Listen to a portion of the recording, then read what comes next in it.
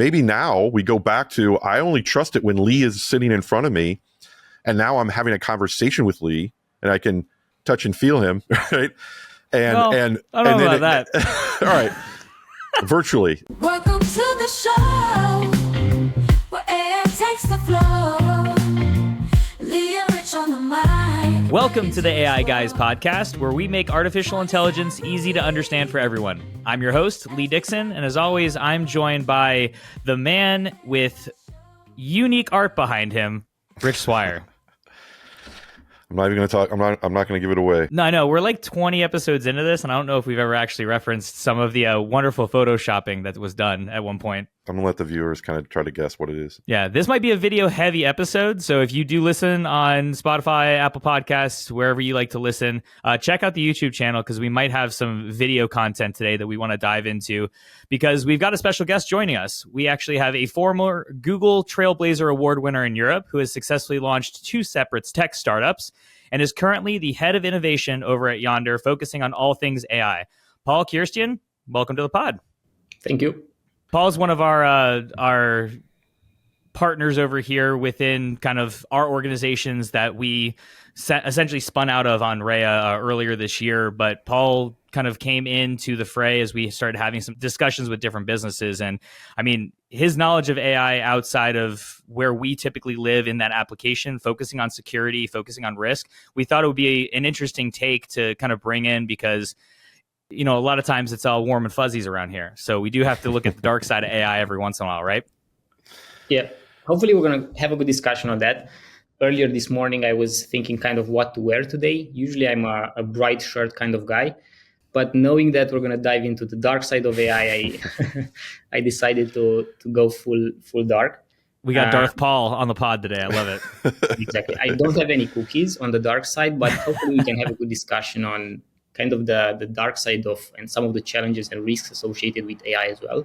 Mm-hmm. In general, I've noticed kind of people are in kind of main 3 buckets when it comes to AI. Either you have the group which are overly enthusiastic about AI and thinking that this is going to change everything and it's the greatest technology ever. Then you have those which are a bit more reluctant, kind of focusing more on the risks and the dangers of AI. And somewhere in the middle, you have those which are a bit confused, not really knowing exactly what's up with AI. Is it just hype? Is there anything meaningful behind it? And I see a lot of discussions around the opportunities and the potential around AI, but I definitely think it's worth having more discussions also around some of the considerations, some of the things we should take into account when it comes to this technology. I agree. I think it'd really help everybody, just because I know our listeners are like all over the board as far as their knowledge of AI. It might help from a spectrum perspective of fear. It might really be helpful to start like the unfounded kind of fear, maybe like the overzealous fear that might be out there, and then try to figure out how to get to where, okay, now we're actually in the reasonable fear, right? Because I think a lot of times when I go out and talk to different people or we're on social media or whatever it might be, that it's almost like everybody, and let's just start from like the 30,000 level foot, like everybody claiming that either that AI is going to like destroy humanity, right? Even Elon Musk, who's obviously carries a lot of weight because he owns an AI company, he's very familiar with AI. So maybe you could talk a little bit about what do you think they mean when they say like there's a chance for AI to evolve into something that could be almost dystopian or damaging, and more importantly, like we're from what we have today, the technology we have today, like how does that happen? Because obviously large language models aren't that dangerous. They're just databases, right? So in your mind, like what are they talking about when they say there's a 5-10% chance of like AI just being like outrageously out of control and unstoppable? Like where's the path to that? Yeah, I think the foundation behind those fears is really driven by science fiction movies and kind of the literature around this, like Skynet, you have your Terminators and so on. And the idea is that we can create a system which is able to self-improve, and at one point is kind of we're able to actually lose control of the system via our digital systems. As you've said, large language models are far from that. But there are some interesting thought experiments. There is an interesting one if you had an AI system and you would want it to optimize the factory of making paper clips, and you would kind of ask it to be the best system at making paper clips possible. If the system is trying to optimize for that without thinking of the impact of humans or maintaining the interest of humans in the in its decision process, at one point you can kind of see how the system is going to try to over optimize processes, integrations, and at one point is going to eliminate humans from the process of creating paper clips and kind of just Right. go full board with that. Yeah, it's kind of like the general. I've heard the story or the use case example where I guess it's more of like a thought experiment where Elon Musk talks about, let's say I built an AI that was able to connect into the, at a deeper level into the financial system of America, and it was prompted to say, optimize our stock market, or as a high level general. It would probably, through back testing, go back and look at when the stock market was performing the best, and it just happens to correlate probably with war. And so if it also had the ability to start, either territorial wars, or maybe even, maybe not a world war, but maybe it looks at different strategic wars to drive the price of the stocks up, right? So it's, you might, to achieve X, you might have to, you're sacrificing Y, and that sacrifice, the AI might not understand, like, well, I didn't tell you not to do that, but the AI is like, well, I did it anyway because you told me the objective was to optimize the. Yeah, my protocol was to optimize. So unless you give me the guardrail to say optimize without affecting X, Y, and Z. Right. Let's unpack that a little bit. So, Paul, what do you think is the kind of baseline architecture around when you build these systems, assuming that they achieve some sort of AGI and they do have a little bit more power than what we see today, that they actually are more integrated and they're kind of self-sufficient, that they're evolving without human intervention? Like, what is your top 3 things that we need to implement without having to go too technical, but to kind of protect from those outlier cases? So really, I think it comes down to first making sure that we really understand how these systems work and evolve, and this enables us to stay in control. Kind of the second piece is always having what some call a kill switch. So whatever we build, we should be able to unplug it, or in case of emergency, have a protocol which allows us to kind of shut it all down. And obviously, there have been some interesting analogies between kind of where AI can go and nuclear energy or some other really powerful types of technologies. And I know a while back there was this petition signed by Elon and a wide range of experts trying to kind of pause the research in AI. And I've always struggled to understand how much of that, especially as these guys really know and understand the technology, understand the limitations. And I would always struggle to understand how much of that was driven by competition and them wanting to actually stop kind of OpenAI from getting too far ahead, and how much of it is actually founded in some real concern and real truth. Because fundamentally, if you look at these systems, they're quite basic from a lot of different perspectives. Fundamentally, they're systems which predict the next token in a sequence. We can deploy them in a cloud environment. We can deploy them on a set of machines with access to powerful GPUs. But at no point these systems can think independently, can get out of control in any meaningful way. So again, kind of the Terminator scenario, it's really hard for me to imagine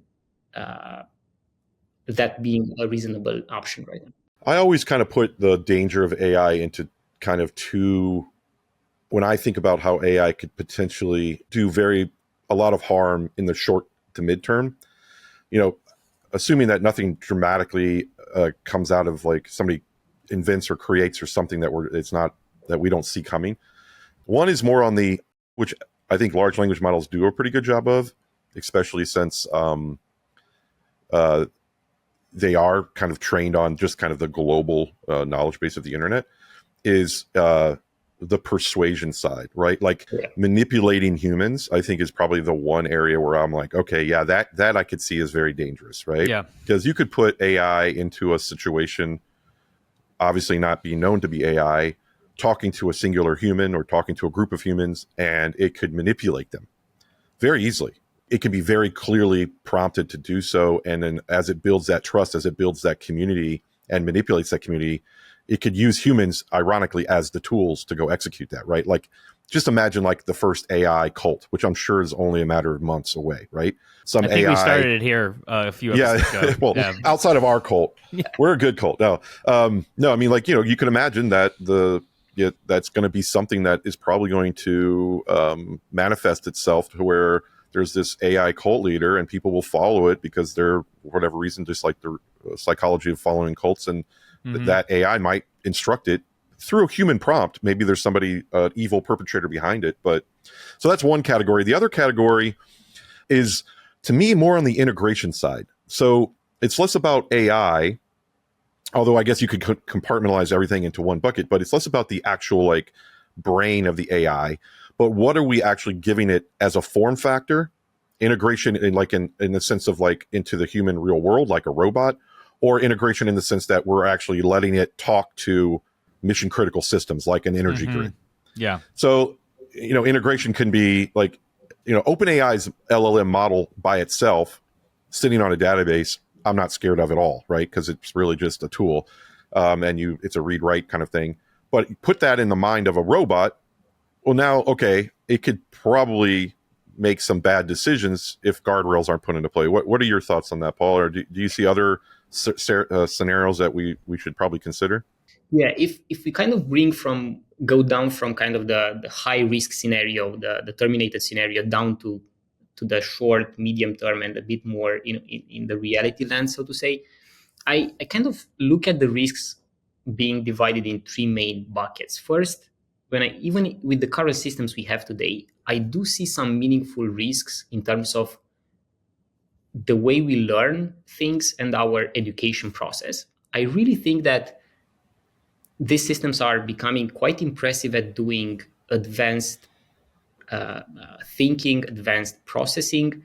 And I do see a big risk of humans replacing critical thinking with prompting. And I really think that our mind is kind of like a muscle. If we use it, if we kind of keep thinking and we're putting ourselves in situations to have to make decisions to do critical thinking, our brain keeps on developing and stay sharp. But if we're just delegating, if we're over relying on these systems, and whenever we have like a decision to make, whenever there is like a summary to make of something, or if someone says, "What's your opinion about this?" and you're just gonna delegate that question to ChatGPT, right?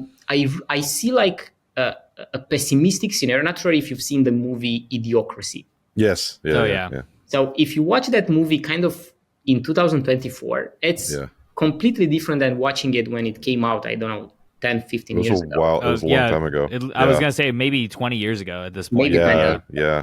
It's a really good rewatch, especially now. Yes. And I think that's kind of the extreme. If in schools, if the youngsters are going to overly rely on these systems for pretty much any meaningful cognitive task, which is considered by them to be a burden, at one point, again, there is kind of this risk that we're going to lose our... I totally agree. Like, you're handicapping in the sense that, people will start leaning on it.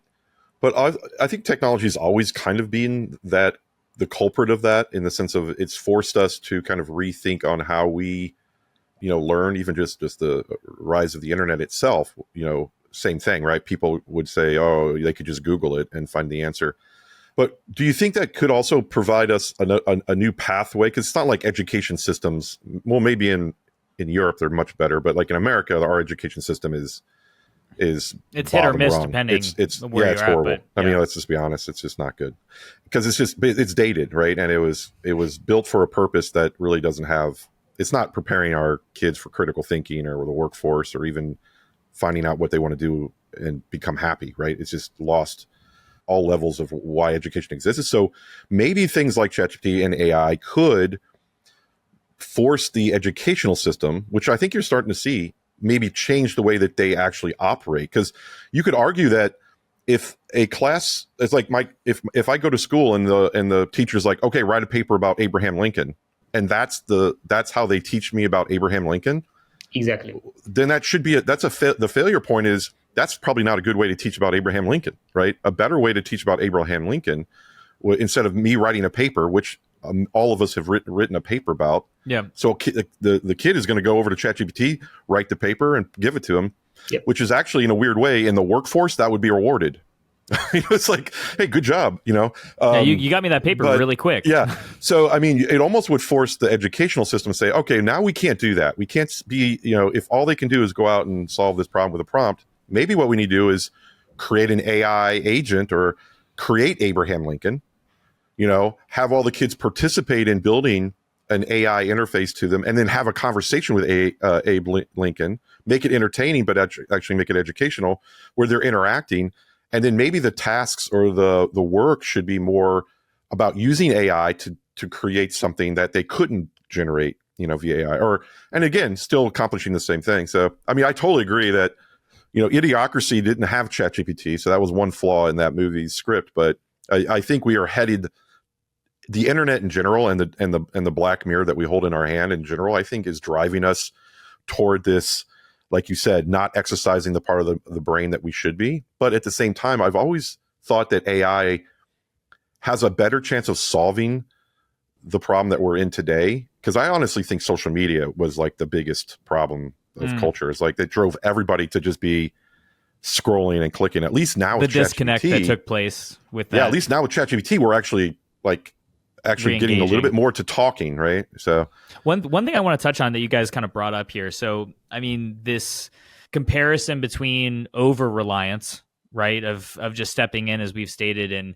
just thinking that I don't need to critically think. I don't really need to take action. I can just give it to ChatGPT or an AI and just kind of let it run. And essentially looking at the other side of that coin, which is I now have to fundamentally change what we are all either comfortable or used to or trained on, right, as humans. And just using our education, since we've been talking about that, you do then have to take it a layer deeper, which is then, is there enough interest in changing that fundamental system? Or is it just, yes, let's augment it, but then augmentation becomes over-reliance again. So it really is almost a community approach. Again, not trying to bring this back into business, but you do have to look at it as everyone has to be on somewhat of the same page. You can't just be on different chapters. Mm-hmm. Are we even in the same book at this point, right? And having that vision. Yeah. I think the only thing that does wholesale change across very deep-seated behaviors like our educational system or our healthcare system or our government system, like just take any major system that's kind of evolved over the last century and become very bureaucratic and impossible to move. Technology is the only thing that I believe can force change because it has such a disruptive element to it. So it's almost like we're actually seeing it live right now with education, because right now teachers across the country are basically saying all my students are using ChatGPT. So I have one option. I can either embrace it and reevaluate my curriculum and evolve from the 1970s approach, or I can outlaw it. And of course, outlawing it's just kicking the can down the road. It's not going to work. So it's going to be a wholesale change. I'm actually very envious of my children's children, right? So like the next generation of young kids, honestly, I think they're going to have it's going to be, I believe it's going to be the Renaissance, because it's going to force the entire system, because they have no option. They have no choice. Now that these tools are out there, it's not like they can put the cat back in the bag. So it's like, hey, we're going to have to, we all have to change. And now we're actually having real discussion. So it's not about politics. It's not about, oh, maybe we should do this because maybe you have, one loud voice in the corner. It's like, hey guys, there's no option here. We got to move forward. It's not an if, it's a when at that point. So let's talk more about security a little bit. Like, Paul, I wanted to get your ideas on and I think this is the more interesting part, which is back to my like bucket one, which was persuasion and AI being used for nefarious purposes. What's your thoughts on like kind of the deep fakes And in general, I guess cyber attacks, I would still put in that bucket because typically it's like phishing or something like that. I don't think we don't have to dig into like how AI could generate, viruses that are undetectable, things like that. We can just talk about like deepfakes and some of the more practical stuff. But like, what are you seeing out there? What's your thoughts on that? Yeah, just to continue kind of my previous thoughts. So in terms of kind of major risks that I see in the short to medium terms, so there is this kind of education bucket and how we're going to adapt to this and whether we're going to over rely on it or not. Kind of the second bucket that I see is in terms of just security at 3 different levels. There is the personal security, and kind of the example that I'm giving here. Imagine you're getting a phone call from an unknown number. You pick up and it sounds like your wife or your husband. And they say, hey, I lost my phone. Can you send me $20 to my friend's phone so that I can pick up a cab? Creating a deepfake of someone's voice that allows an attacker to try to manipulate you using an attack like this is incredibly accessible nowadays. Literally by having a phone call. So someone from your bank might call you. They record that phone call. And just with the voice sample from that call, they could create a deepfake. Yeah, or this podcast. Right now, they could create a deepfake just off this podcast, right? Even with this, we've been doing that for 5 episodes at this point. We're basically going to create a fake. We're creating a fake Paul right when this is over, and we're gonna text all of Paul's family and say, "I'm trapped. I need $30. We're going to be millionaires." Donate $30 to the AI Guys podcast. Keep the lights on. That's what I heard. That is scary. That is one of the more scary components. I've seen examples where a daughter, somebody cloned a daughter's voice, called the father like crying, like had the voice crying and created this like urgency, like she was unsafe and that she needed help. And of course, as a father, I'm just like, whatever. You don't even think it's a scam. You're like, oh my god, there's no hesitance. Whatever you need, your daughter's voice, your kid's voice. I need your credit card, Dad. I need your I'm I can't talk right now. My phone's about to die. Duh. And next thing you know, you're sending money out, and you're not even worried. You're not trying to call or verify it because it's this urgency. I agree. It's a scary thing.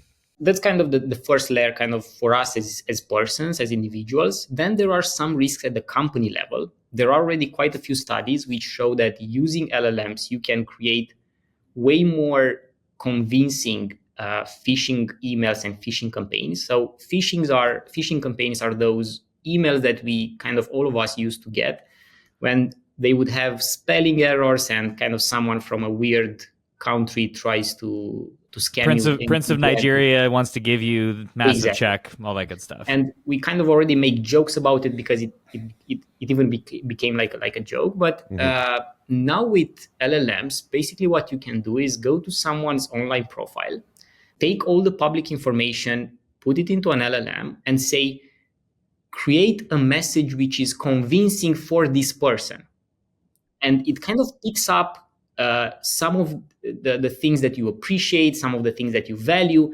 And based on those things, it creates a message which is like many times more convincing than a generic or a dumb phishing email. So this is kind of the first type of risk. Then there are the deepfakes, not only voice, but also video.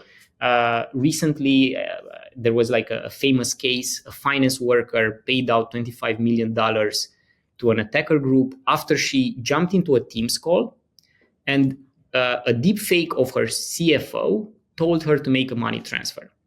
So I find it to be quite scary. I mean, you jump into a call with someone and it feels like you are speaking to that person, but instead it's actually an attacker trying to impersonate that colleague. And there are kind of 2 more risks that I see at the company level. There are systems which allow attackers to bypass security measures. So we kind of have CAPTCHAs on a lot of websites to make sure that there aren't robots using the websites or kind of doing weird things. With AI, you can easily bypass those. Some companies, even banks, use as their second factor authentication method voice. So basically, now with deepfakes, you can actually quite easily bypass someone's bank security system And last but not least, there are some interesting risks around systems which automatically scan vulnerabilities in infrastructures or in certain companies.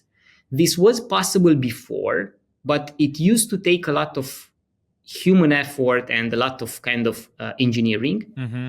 Now with some of these tools, again, you can automate a huge part of the process, and that's definitely quite scary. Yeah, it's scale too, right? Like AI gives you some of the tools that are able to do this, and certainly humans probably could do a lot of it as well, but they just can't do it at scale, right? Like Exactly. if you wanted to do 1 million scam emails that are all very personalized, right, and you want to deploy that in a very meaningful manner, AI can get you there much quicker than if you had to sit there and read everybody's profile and come up with those attacks. Yeah, it's a pretty scary, and I definitely see that at some point. I don't think there's any clever way to avoid those only getting worse. So it comes down to what's the solution? Is the solution kind of restricting the tools? So you see a lot of tools out there like HeyGen, which we've used quite a bit. And when you do a video of yourself and you create your own avatar, you actually have to do like a authentication. It's almost like a KYC, right? You have to say like, I'm Rich Swire and this is me and I approve using this as an avatar, right? Of course, that's just HeyGen, but that doesn't stop a bunch of other companies that don't have that Layer. in play just to do it on their own. So it feels like maybe the tool stuff is really more just to protect them and to make sure that there's no litigious activity coming back to them, but it doesn't stop the problem. So what are we talking about as far as authentication, like authentication of being real, whether it be through email, through voice, through Zoom? Everyone needs Google Auth or Microsoft Auth at that point. Yeah, what's the next MFA, right? Like, because it sounds like MFA or even, it can be, kind of bypassed outside of maybe something like actually holding the device and maybe a fingerprint. Is that where we're headed? There has to be some, like, is biometrics is the only really way to kind of make sure that it's not AI? Or what are your thoughts? Like, where do you see the innovation side coming in from an authentication perspective? I really think that biometrics is going to play quite a big role. And the great part is that it's kind of built into our devices and closed devices to a large degree. But really, I think it is a problem of verifying digital content. And kind of, because this goes the same for like product reviews, for Twitter bots and comments. Like the whole idea of how do you make sure that a piece of digital content, whether it's a text, whether it's someone's homework, or whether it's I don't know, whatever in the digital space, how do you ensure the authority of that, and how do you ensure that it's coming from the right person? And there are a couple of technologies even around blockchain that try to circumvent that. Yeah, it's almost like we have to bring down it's almost like it used to be the login was the only place that you would have to kind of authenticate. And it's really more just about a firewall to get access to some sort of application. But it seems like maybe AI is going to force us to authenticate everything that we send, almost like how PGP would work, for email, right? Like I'm authenticating that I'm the sender and you've got the public key for you to receive. And so maybe this gets naturally pushed down to, like you said, on a content basis, not just a document or a spreadsheet, but even a Twitter post, a YouTube video, or a Zoom call. And I guess whoever figures out the easiest and best way to do that is probably going to make a lot of money, right? And I'm shocked that OpenAI and others haven't instituted at least somewhat of a framework for external vendors to do that. It would probably behoove them and make sense for all these different hyperscalers and all these LLM models, because they are they are feeding this system with a lot of the innovation, that there isn't this authentication protocol. I would imagine it would be like a wrapper or a header, and it's probably very common in government. I'm sure in government it's very much the whole idea of like this file is classified. I guess that's where we're all going, right? Rich, on that same note, are you afraid that it's almost like the old argument for Wiki, right? Is like all this data is being fed in, and is it relevant to what I'm actually trying to read here or ingest, or is it just filler to create a larger gap? Is that something that you're kind of going after, or from an authentication standpoint? Because if we are feeding this in from a corporate level down, that's moving our needle forward as far as society. You do want to make sure clean data in, clean data out is almost like the primary piece there. Yeah, and then also where, and just who is stamping it with this is from me, right? Yeah, and saying exactly this is from Rich Swire, authenticated. You know, he did a blood test or whatever the next MFA is. Nice try, AI. You're not getting my blood type. Not falling for that. So like, yeah, and that way when it does come in, that it's verified, and so people can have a higher confidence. Of course, it's going to be more relevant when you're doing things like financial transactions or when you're having a meeting around content that's very secure. I don't know if people are going to care if my tweet is actually from me or not, but they might, if my tweet says something, if it's from the president, you know, they might care, because if it's, you know, that could be damaging, right? So, and maybe that is the future and the vision of free speech and you know, what X is trying to do with verified. Certainly with crypto, we saw the same problem, even though it wasn't AI driven, but in any sort of agent driven, as far as and any sort of decentralized network where you don't have a hub of authority, you fall into this gap of like, you don't know who people are, right? And it was in crypto world, it was KYC became the standard bearer of that, where all these different, you know, entities or brokers or exchanges now required you to follow KYC. So yeah. I assume that that's all going to converge probably around AI as well. What do you think, Paul? Do you think KYC is going to kind of merge into that as a minimal requirement? Yeah, I think that's definitely, to a certain degree, we already have that. And there's going to be an extra gate on certain systems. But the way I look at it, so first we need, as Lee was mentioning, kind of some gates in terms of what data we put into these systems, and how do we ensure that once we have an AI system, is not vulnerable. Then the second gate is, we generate a lot of things with these AI systems. How do we make sure that we can label things which are AI generated, and we cannot impersonate other people with AI generated content? And the more I'm thinking on this area, I think it has also to do a bit with kind of digital watermarking, or if with a model you generate a deepfake of someone's voice, there should be somewhere in the kind of in the output of that model, either a watermark or something indicated who created it. And yeah, it's like a disclaimer. It's like, you know, the FDA has to disclaim what's in the food or whatever it might be. And yeah, it is kind of crazy to think about it, because it's not like this is new, right? Like, we've had imposters, we've had impersonators. There's people that are like out there that do that look and feel, and for all intents and purposes could do a video and pretend to be whatever, Putin, or, you know, and you'd be like, oh my God, that's Putin, right? But it's not at scale, and it's not as easy, right? And it's also not, and that person actually is still a person, and they could be liable for that. Whereas, and they used to take previous video, right? And then they would deepfake over top of that. So you have this ability like at that change point. The lips. Exactly. Right. So you'd have a speech of somebody that's sitting there talking and everything like that. And if you've only heard the speech before, but you've never seen the video, and I think we all have, you know, certain triggers visually that we go, I've seen this before, that seems off, and that's the difference there. But now that you can create it from scratch, that specific, I've seen this before, doesn't trigger, and it's easier for us to let that guard down, just say, oh, this must be that person, I just must have missed this. Yeah. And there's a silver lining here, though. I mean, I'm always the optimist. The silver lining to me might be like, if there's a lot of this happening, then we are going to be more hesitant to trust the information that we receive. Yeah. And we will want, you know, trust but verify will become the standard, which is, I think, a pretty good practice no matter what. Absolutely. And today, I think our culture, especially in America, suffers from that, where we don't necessarily verify the sources of information that we get, whether it be through trust whatever. Blindly. That's so I think, I mean, maybe exercising that muscle more and going in with, you know, open eyes of like, okay, this could be AI fake or whatever, I think also kind of sets a precedent of like, okay, I now know that I need to verify my source, verify this information, whether AI was involved or not. It forces you to do it to everything.